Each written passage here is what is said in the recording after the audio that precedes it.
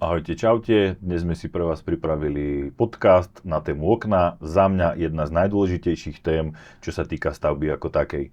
Na túto tému som si pozval dnes hostia, Romana Vajsa. Za mňa Roman, vitaj. Ahoj, ďakujem za pozvanie. Za mňa je Roman jeden z najväčších odborníkov, ktorých poznám na okná, preto som si ho aj pozval. A Romana vám tak tiež trošku aj priblížim. Roman Vajs je konateľ a CEO z spoločnosti Mintal, slovenského výrobcu drevohliníkových a drevených okien. Celý profesný život sa pohybuje v oblasti návrhu, výroby a montáže okien pre rodinné domy, modernú architektúru a developerské projekty. A Roman je takisto aj zároveň členom výkonného výboru združenia Slow Energo Okno, ktoré združuje odborníkov a firmy pôsobacie v oblasti okien, dverí, zasklených stien, ľahkých obvodových plášťov a ich zabudovania. Takže Roman, dnes mám na teba nachystaných pár otázok a myslím si, že sa dopracujeme k veľmi dobrému výsledku tým, že sa v tejto téme veľmi dobre orientuješ a vyznáš. Uvidíme. Tak začnem hneď prvou otázkou. Keď sa povie okno, každý vidí sklo v stene. Myslíš si, že tá úloha toho okna sa za posledných 10-20 rokov posunula, zmenila? Alebo je tam nejaký vyšší nárok na kvalitu okna? Určite áno. Už len keď trošku priblížim, za posledných 10-20 rokov sa plocha okien na rodinných domoch alebo na stavbách z niekoľko znásobila. Čiže úlohou okna v celkovej fasáde je už dneska neodmysliteľnou súčasťou. Je to veľký prvok, ktorý v sebe nesie vlastnosti z hľadiska svetelnosti, tepelnej izolácie, komfortu, neodmysliteľne vzduchotesnosti a medzi moderné vlastnosti, ktoré pribudlo pre okná, je určite akustika, vplyv na chladenie, nejaká vnútorná mikroklíma a určite aj bezpečnosť. Jeden z mála prvkov, ktorý oknám ubudol, a myslím, že si na to aj v minulosti mal podcast, je vetranie. Čiže túto vlastnosť okno za poslednú dobu stratilo. Ale splniť ju stále vie. Vieme okno otvoriť. Splniť ju stále vie, ale už to nerobí tak efektívne. OK, super. Dobre, keď sa bavíme o tých oknách, povedal si veľmi veľa vecí, bodov, o ktorých by sme sa mohli baviť, ale mňa skôr zaujíma, že v ktorom bode alebo čase vstupujete vy ako firma alebo Slow Energo, kedy viete, alebo podľa vás, kedy je najlepšie poradiť zákazníkovi, aké okno, kde to okno orientovať a aké by mohlo byť teoretické veľké, bezpečné, energetické zisky a tieto podobné veci. Čo sa týka toho poradenstva, lebo dnes už je naozaj ten produkt naviazaný na nejakú službu, tak ideálne je, keď nás ten klient, projektant, stavebná firma kontaktuje čo najskôr, aby sme vedeli poskytnúť informácie, ktoré doposiaľ do toho projektu nikto nevniesol alebo dokonca nevedel. Z tvojho uhla pohľadu dostávam veľmi časté otázky od našich potenciálnych zákazníkov, že sú vhodné veľké okná? Dajme tomu na terasu. Väčšinou ľudia terasa chceme mať na juh. Hej? Ako kombinácie vecí, ktoré my sa stretávame, sú také, že tí zákazníci prídu s vecami, kde ich musíme trošku usmerniť, upratať, aby to trošku dávalo zmysel. Väčšinou poviem, áno, ak máme prestrešenú terasu 3 metre, není problém, hej? Ale nie vždy to tak je. Áno. Možno by som odpovedal trošku inak, nie či sú vhodné, ale poviem príklad zo včera. Kontaktovala ma jedna známa z minulosti a začala presne tú otázku, že ide si plniť sny. Okay. Čiže moja odpoveď bola, áno, plníme sny. Čiže ak má niekto sen mať veľké okná, tak dnes už sú na to technické možnosti a vedomosti, aby sme to urobili správne. Počkaj, veľké okná v zmysle... Dobre, povedz mi, aké najdlhšie okno a najvyššie ste doteraz urobili, aby sme mali trošku predstavu o tom veľkom okne. Tu by som ťa trošku tak začal krotiť, lebo v tých superlatívoch a najväčší, vieš, ako to medzi chlapmi býva, hej, tak nerad by som sa v tejto kategórii išiel pretekať. Ostaňme v kategórii, že musí ten zákazník vnímať niektoré rozdiely a nevyberať okná len ako produkt, ale vnímať to okno ako súčasť nejakého celku, napríklad tvojej kvalitnej drevostavby a vedieť, aké otázky sa v tom procese máme spýtať, aby mal naozaj tie správne okná.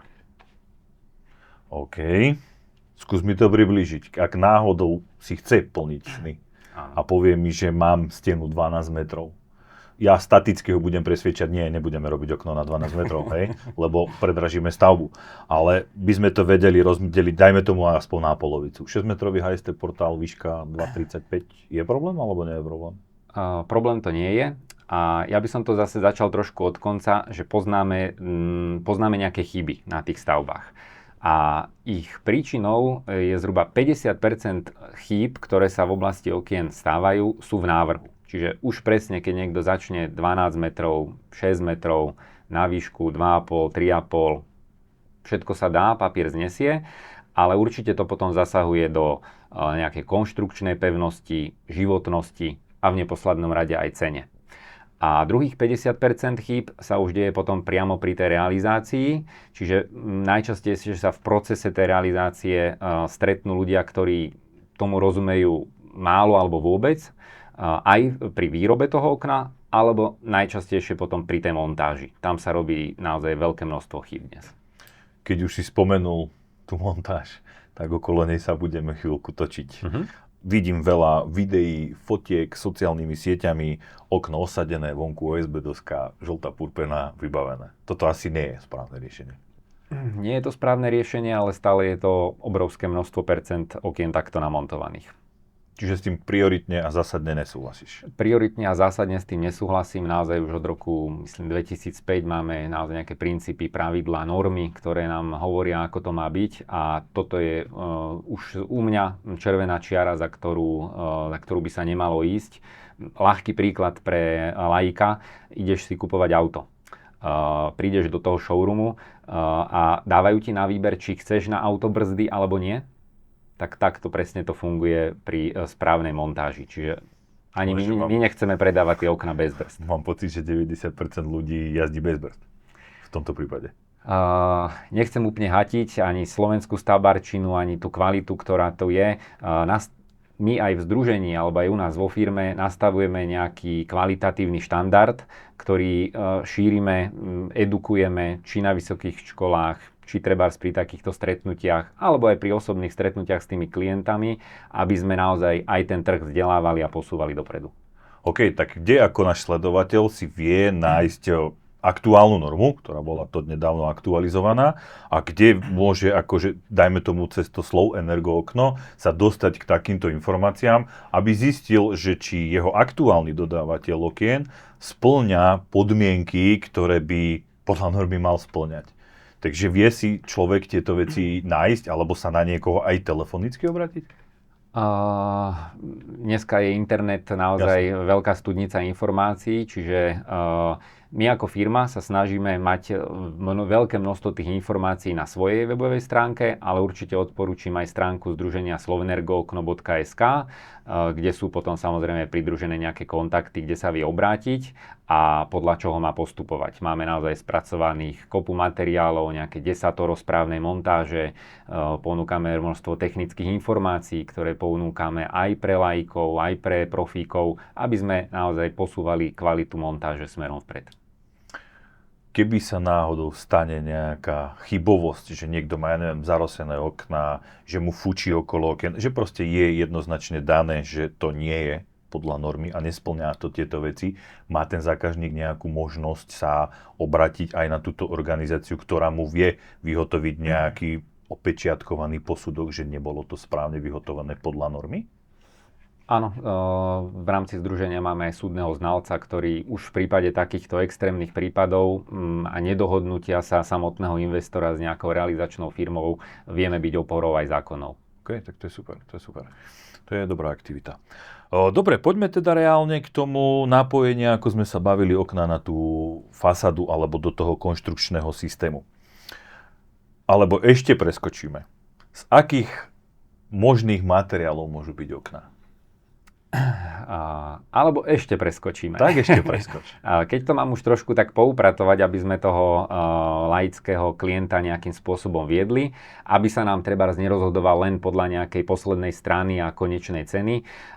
Rád spomeniem to, že mal by sa ten klient zaoberať celým systémom toho riešenia. Nie len dodaním produktu, či je z dreva, plastu, hliníka, drevohliníka, ale mal by byť naozaj oboznámený s tým, že čo všetko v tej cene má, čo to obsahuje a vedieť trošku posúdiť aj kvalitu toho, čo vo finále dostane. Čiže nie len produktu, ale aj poradenstva, aj služby, aj servisu. Čiže ja by som to možno na také 4 kôpky rozdelil, ktoré my napríklad ako firma vieme zastršiť do jedného balíka. Poradenstvo, výroba, montáž, servis. 4 kôpky, neoddeliteľná súčasť každého jedného dodania, ktoré u nás ide. No a keď sa vrátim teda k tvojej otázke, v zásade poznáme 3 materiálové bázy, plast, hliník a drevo a existujú potom ich kombinácie, plast, hliník, drevo, hliník, do istej miery ešte nejaký kompozit. Čiže toto sú materiály, z ktorých si dnes vieš vybrať produkt ako okno. Keby všetky 4 tieto materiály, plast, hliník, drevohliník a samotné drevo, sme rozdelili tak, že by všetky splnili dodávateľia všetky tie 4 kôpky, ako si ty spomínal, že vy spĺňate. Aj keď ste výrobca drevohliníkových okien, predpokladám, že na prvom mieste bude asi drevohliník. Vedel by si nám to nejako podľa teba kvalita, cena, životnosť, údržba nejako dať do nejakého rebríčka podľa teba? A teraz mám ponúknuť nestrannú odpoveď. Nie, ponúkni vlastný názor, si odborník z fachu. Viem, prečo robíš drevohliníkové okná, tak asi ti to dáva zmysel oproti iným materiálom. Takže jednoznačne bude prvé miesto za mňa aj za teba asi drevohliník.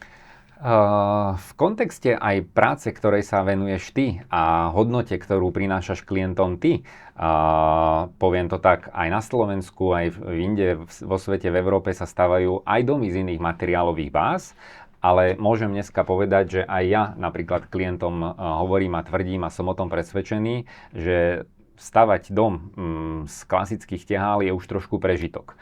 A práve drevodomy v sebe nesú všetky moderné princípy, všetky moderné informácie a vedomosti, ktoré do stavby vieme a s vysokou pridanou hodnotou dať. A tým pádom aj ja som trošku naklonený tomu, aby či už nejaká ekológia, či už nejaké predvídanie tej budúcnosti sme zohľadnili aj pri výbere toho okna. A či už drevené alebo drevohliníkové okná dnes naozaj pre kvalitnú drevostavbu ponúkajú vlastnosti, z ktorých vie stavba alebo aj jej obyvateľ a vlastník benefitovať. Takže v podstate, ak som to správne pochopil, tak tvrdíš, že na kvalitnú drevostavbu najlepšie riešenie drevohliníkové okno. Nechcem hovoriť o najlepších, ja si myslím, že každý sa má rozhodnúť podľa seba, každý môže mať trošku iné kritériá pri tom výbere, ale keď naozaj by sme v nejakom inom podcaste alebo pri dlhšej debate dávali vlastnosti a požiadavky tých našich klientov do nejakej korelácie, tak v systéme drevohliník vyjde jednoznačne najlepšie riešenie. Keby som zobral, predávam domy, hej, riešim domy od projektu až po kolaudáciu, máme zákazníkov, dodávame celý Sakopras systém, čiže aj dom s oknami, so strechou a so všetkým.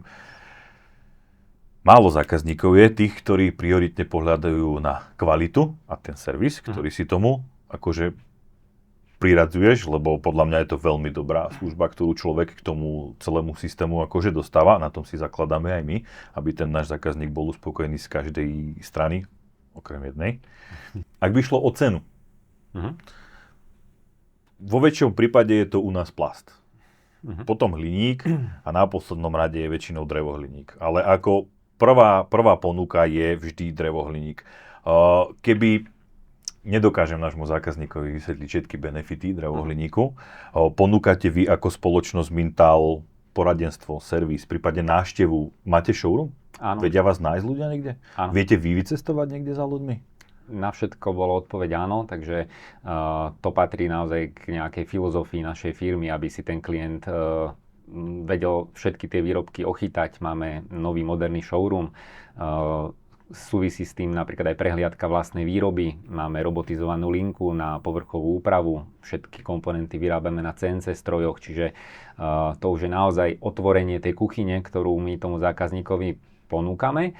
A keď odpoviem teda na tú tvoju cenovú otázku, to je častá téma, častá debata, ale budem rád, keď tí klienti najprv trošku pochopia aj tie princípy, aj tie požiadavky a potom na konci sa určite bavme aj o cene, ale keď to mám tak v skrátkosti trošku priblížiť, aby som dal do porovnania všetky tie systémy, o ktorých sme v skrátkosti hovorili, tak my nehovoríme o rozdieloch 50, 70, nebude aj 100% na nejakom dodaní toho rodinného domu, lebo zase zoberme si ten trošku mikrosvet, v ktorom sa nachádzame a v akom prostredí tí ľudia tie okná objednávajú. A čo všetko je na tých oknách vlastne rovnaké. Čiže ak naozaj, ako si povedal, že keď všetci toto splníme, čiže splníme kvalitné poradenstvo, splníme kvalitnú výrobu, máme vlastných montážnikov, máme nejakých zamestnancov v projekcii, máme nejaké haly, kde tie okná vyrábame a máme komponenty, ktoré do toho okna dávame, čiže sklo, kovanie, v mnohých prípadoch nejaké hliníky. Stále dokonca sa bavíme o rovnakých komponentoch, ktoré idú do všetkých typov tých okien. A potom máme nejaké montáže, kde to realizujeme, máme nejakých servisných technikov, ktorí to servisujú. A jediný rozdiel medzi týmito systémami, ktoré sme povedali, je samotný primárny základný produkt. Čiže či to vyrobím z plastového profilu, z hliníkového, z dreveného alebo z nejakých kombinácií. A čuduj sa svete, táto časť toho dodania tvorí rádové okolo 7 až 10%. Čiže keď bude drevohliník najdrahší, tak to bude tých 10%, keď to bude plastové okno, tak to môže byť tých 7%, dajme tomu, no nech 6, hej. Čiže to je rozdiel vo finálnej cene pre toho konečného zákazníka. Čiže ak sa ti tá cena naozaj bude líšiť o oveľa viac percent, ako som ja teraz povedal, na 99% som si istý, že porovnávaš hrušky s jablkami. Teraz som to pochopil, ako si to myslel. Lebo teraz mi to dalo zmysel, že v podstate väčšinou tých plastových hliníkových okien sú v podstate okná, ktoré kupujeme od priekupníkov a nie od výrobcov. A vyrábajú sa kilometre profilov a tie profily sa už len režu niekde zvárajú a v podstate sú predávané ako teplé rožky ráno, hej? Že rýchlo to produktujeme, rýchlo sa toho zbavíme, ale tam mi práve chýba celý ten proces, čoho sme sa bavili. Poradenstvo, servis, výroba, pustíš nás do kuchyne, čiže uvidíme všetky tie veci, čo reálne za tým sú. A OK, keď ti zavolám za 20 rokov, mám od teba okno, Roman, čo mi na to povieš? Chcem ho vymeniť. Presne tak, trošku ťa doplním. A to sú tie najväčšie rozdiely, ktoré sa presne na tom trhu reálne dejú, že ja nepochybujem o tom, že máme na Slovensku alebo v Európe kvalitných výrobcov plastových okien. Ja nepochybujem o tom, že tu máme kvalitných výrobcov hliníkových okien. Ale presne už sa trošku stráca to prepojenie toho návrhu, lebo keď máš raz zlý návrh, neurobím z toho dobré okno. Zároveň, ak je zlé zadanie, čiže obsah toho okna nebude správny, tak ho nevyrobia správne. A to isté platí potom pri tej montáži. Čiže dneska už rozhodujú skôr tie vedomosti, ako tá technikália toho samotného produktu, ako ho vedia v tej danej fabrike, poviem tak, vyrobiť. A čo sa týka, čo sa deje za 20 rokov. Naozaj na nejakej týždennej, mesačnej báze mám už skúsenosti, stretávam sa s klientami, ktorí majú od nás 20-30 rokov tie okná a v podstate sú to skôr stretnutia, potrebujú ešte niečo pomôcť, alebo už naozaj niečo prichádza na nejakú hranu životnosti a otázky sú, že či to vieme ešte obnoviť, po prípade, či to ešte vieme nejakým spôsobom zachrániť, alebo už je to fáza naozaj tej nejakej výmeny za nový produkt. Záleží, v akej fáze je ten dom, je ten klient a čo presne od toho očakáva, lebo naozaj za tých 30 rokov sa tie okná o míľové kroky zlepšili, čiže ak ideme robiť totálnu obnovu toho rodinného domu po 30 rokoch, je v úvahe aj výmena. Ale ako náhle robíme len nejakú čiastočnú opravu, tak si myslím, že ten dom stále bude fungovať v tých parametroch, ako mal pred 20-30 rokmi a nemusíme to hneď na prvú šupu vymieňať.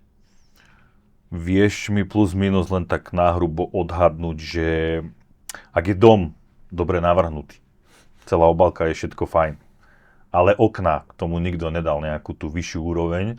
Okoľko viem, dajme tomu, stratiť na tom dome v tej kvalite bývania, dajme tomu na nejakej energetickej úspore, na nejakých energetických ziskoch, prípadne, že mi to prehreje ten dom ako taký. Je to takto vyčísliteľné? Že chcem tým povedať zákazníkom, že nie je okno ako okno a ak viem, že za to dám viac, musím vedieť benefit, ktorý mi to dá. Čiže k tomuto by som asi cielil túto otázku. Na obálke domu ja hovorím, že okná sú 30% problému. Čiže, alebo úspechu. Okay. Čiže ak si zvolíš nesprávne, tak si na dome urobil 30% problém. Lebo môžeš mať dobrú stenu, môžeš mať dobrú strechu. tak tie ti to môžu čiastočne zachraňovať. Ale benefity, ktoré poviem možno pridávame my, alebo pridáva náš systém, nejaká estetika, nejaký vnútorný pocit z toho prostredia, navnímanie toho dreva, tá mikroklíma, ktorá aj to okno v svojej podstate dýcha, tak ako tvoja stavba, čiže vie byť toho súčasťou. Vo veľa prípadoch rozhoduje naozaj nejaká dlhšia životnosť tých materiálov, lebo my už skôr tie vlastnosti tých okien predvídame dopredu a naozaj sa ti stane, že po 20-30 rokoch, tak ako tí naši zákazníci, tie okná stále spĺňajú predpoklady tej aktuálnej doby. Dnes veľmi bojujeme s prehrievaním stavieb, čiže ak toto urobíme správne, znova tej stavbe pomôžeme. Akustika je veľmi novodobý fenomén, ten akustický smog v mestách, ale už aj na perifériách začína byť problematický pre ľudský organizmus. OK, a keď sa teda opýtam a premietnem to k nám, my sa snažíme, alebo robíme difúzne otvorené skladby stien a samozrejme, ale priorita je u nás, aby bola vzduchotesná obálka na strane interiéru. Je rozdiel medzi týmto montovaným domom a murovaným domom, ako zvoliť správne okno, alebo môže ísť to isté okno aj do takej skladby, alebo v čom mám benefit pri tej drevostavbe z tvojho uhla pohľadu? Difúzne otvorená skladba je z môjho pohľadu to najlepšie, čo si dneska vie klient na tom trhu s rodinnými domami vybrať, lebo to je tá správna filozofia a pohľadu na zdravé bývanie, by som to takto povedal. Čiže myslím si, že takto by sme to naozaj do budúcna mali robiť správne. A toto ti naozaj kvitujem, že robíš tento systém. OK, bavili sme sa o prehrievaní, že máme v tejto dobe väčší problém stavbu vychladiť, ako vykúriť. My sa snažíme v našich projektoch už na toto myslieť ako konštrukčne, keď už tvoríme ten projekt, aby sme týmto veciam zamedzili. Hej? Čiže u nás priorita fasáda z nejakého materiálu, ktorý má dobrý fázový posun, čiže ho neprehrajem cez stenu. Ak už niečo presklím, tak to presklím, ale dodatočne to nejako exteriérové zatiením. Do interiéru aktívna rekuperácia, ktorá mi kúri chladí, hej. Čiže mám technológiu, to čo si spomenal už, že prinášam novú technológiu do stavieb a dokážem skvalitniť život v tejto stavbe ako takej. Keby náhodou nemám to exteriérové tenenie a nemám tú fasádu tak nastavenú, ako by som potreboval, dokáže aj samotné okno, dajme tomu od vás, dopomôcť tomu, aby mi tú stavbu neprehrievalo? Áno, a pomerne výrazne. Čiže naozaj vždy je to individuálne číslo, lebo každý tvar domu, každé okno má trošku inú veľkosť, každá miestnosť má trošku iné metre štvorcové, ale správnym nastavením okna vieme výrazným spôsobom znížiť to letné prehrievanie. To si myslím, že môže byť veľmi veľký benefit pre súčasné stavby. Vieš mi to trošku približiť, v čom to spočíva? V čom to spočíva? Nemáme možno taký rozsiahlý časový priestor, aby sme zachádzali do takej hĺbky, ale možno v budúcnosti, alebo naši poslucháči, diváci, nech nás kontaktujú na naše kontaktné údaje a vieme naozaj im tieto informácie potom individuálne poskytnúť. OK, mne to dneska povieš, lebo potrebujem to vedieť. OK, poďme ešte v skratke na pár minút. Správne prevedená montáž okien. Montujete teda okna sami, máte montážne partie. Ktoré také 3 základné body by si vypichol, na čo si treba dať pozor? Urobím zase takú všeobecnú odpoveď, lebo chcem byť aj zástancom združenia Slovenergo Okno, kde máme výrobcov na rôznych materiálových bázach a potom to prepojím možno s takou filozofiou našej firmy. Čiže znova, montáž začína už návrhom. Bez kvalitného návrhu je ten montážnik vlastne štatista, po prípade kúzelník alebo superman sa hovorí a bez toho sa to jednoducho urobiť správne nedá. V kontexte drevostavieb alebo prepojíme aj na murované stavby a či budeme mať okná plastové, hliníkové, drevené, všetky tieto princípy treba vedieť zohľadniť, lebo plastové a hliníkové okná majú oveľa väčšie rozťažnosti, oveľa väčšie priehyby, ktoré môžu v daných konštrukciách nastávať. A aj to je rozhodujúce pri správnej voľbe na daný konštrukčný systém. A v zásade už samotný priebeh tej montáže by mal spĺňať minimálne tzv. 3 základné roviny. parotesná, o ktorej si aj ty trošku naznačil, že tá stavba má byť vzduchotesne z interiéru tesnejšia smerom do exteriéru difúzne otvorená, tak toho sa držíme aj my pri našich montážnych postupoch, čiže stred je teplnoizolačná rovina, tak ako treba konštrukcia tvojej steny a vonkajšia, teda tá vonkajšia strana je páropriepustná, vode odolná. Pre naozaj kvalitné prepojenie na drevostavby dám do pozornosti jeden z opomíjaných alebo veľmi kritických detailov a to je hydroizolačné napojenie. Naozaj v posledných 2-3 rokoch som sa tomu intenzívne venoval, aby sme aj drevostavbárom pripravili od nás kvalitné podklady, ako to okno správne hydroizolačne napojiť, lebo začína to byť zásadný problém. Hej? Zásadný problém, lebo tá architektúra súčasná nám kládla skôr polená pod nohy a tých detailov pribúda a kvalita ubúda, bohužiaľ. To hydroizolačné napojenie je to nazvané hydroizolačné napojenie, ale ide iba o tento detail, alebo tento detail spĺňa aj viacej iných požiadaviek? Vždy je to súbor opatrení, lebo vždy tam bojuješ s viacerými vlastnosťami tých pripojovacích špár, tak ako sme o nich pred chvíľou hovorili, ale ako z môjho takého osobného pohľadu je tá voda ten najväčší neduch, ktorý ti môže poškodiť či už tvoju drevostavbu, alebo moje drevené okno. Čiže je to téma, o ktorej máme hovoriť a máme ju robiť hlavne správne. Vtedy bude mať ten klient, poviem, na 50 rokov perfektný dom. Čo povieš na detail ešte? Vy osadíte okno, odchádzate. Lenže po vás nastupujú fasadníci, exteriérové parapety. Sú toto tiež veľmi dôležité detaily na správne osadenie okna a jeho benefity, čo nám má priniesť do budúcna, alebo to týmito vecami dokážu fakt, že stavebníci úplne pokaziť? Veľmi dobrá otázka a dokážu to pokaziť. Ja mám základný princíp, ja trošku mám aj takú rekvizitu, aby som vedel ti to ukázať. Od nás každá jedna zákazka, každý jeden rodinný dom alebo stavba, ktorá od nás odchádza, má vo svojej dokumentácii aj tzv. Realizačný detail osadenia. To je základné vodítko, ktoré pomáha po odchode montážnej firmy alebo mojich montážnikov zo stavby, aby tí ďalší profesionáli, ktorí prídu za nami, vedeli, ako pristupovať, čo do akej úrovne dať, čo má ešte ten detail v okolí okna obsahovať. Čiže to je taký základný predpoklad, aby to skončilo správne.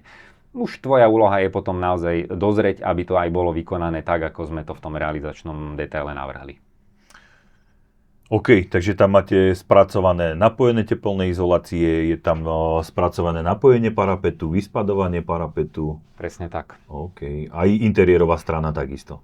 Exteriérová, interiérová, tie základné, najdôležitejšie prvky, ktoré pokladáme, že majú byť realizované, tak presne toto ten detail obsahuje. A tebe ako investorovi alebo realizátorovi to veľmi pomôže, aby si videl, čo kde ako má byť. Čo by si nám takto na záver pre našich sledujúcich a poslucháčov povedal, keby si to tak zhrnul do nejakej vety troch vetí. Možno by som na záver poďakoval za túto príležitosť.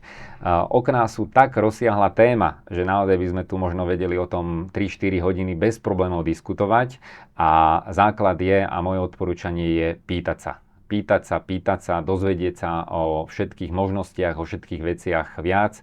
Ja odporúčam vždy klientom, aby si trošku naštudovali to, čo si idú kúpiť, od koho si to idú kúpiť, navštívili tú firmu, ideálne prezreli si aj tie výrobné priestory. Vtedy aj laik trošku pochopí a vie rozdeliť tú kvalitu a nekvalitu, lebo vie navnímať ten proces.